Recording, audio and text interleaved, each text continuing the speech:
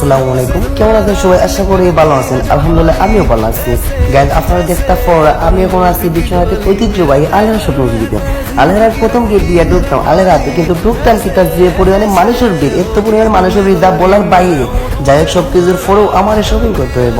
আর shopping করবো কি, আলেরার প্রত্যেকটা দোকানে দোকানে যেহেতু মানুষ আর মানুষ, কিন্তু বেশি বেড়ি মানুষ। আর বেড়ি মানুষ হল নাকি শপিং করতাম কি তা বাংলা করে হাতেও যায় না।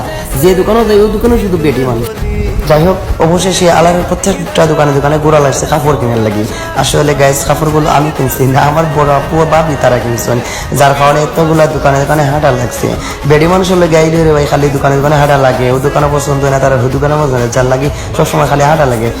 আর মজার কথা হইলে রে ভাই, ভাবি তারার লোকে আইলে বিনা বেতনে একটা চাকরি করা লাগে, আর সেই চাকরি আর কিছু না, তার কাপড় বেগগুলা বড় লাগে। আর আমার মতো এরকম বিনা বেতনে চাকরি করছেন, একটু কমে করে যাইও। আর যাই হোক, ভাবি আপু তারা আমি একটু শপিং করলাম। সব কিছুর পরেও আলেরাতে থেকে শপিং করতে অনেক ভালো লাগছে।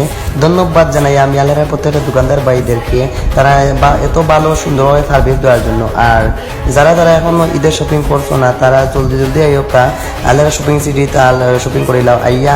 আর আলেরা শপিং সিটিতে শপিং করার না করো, কয়েকটা ফটো তুলো আর ভিডিও করো। আর আমিও ভিডিও তো করছি, ফটো তুলছি, অনেক ভালো লাগছে, অনেক সুন্দর লাগছে। আলেরা শপিং সিটিতে সবার দাওয়াত রইল সবাইও। আর ভালো থাকবা সবাই, আল্লাহ হাফেজ।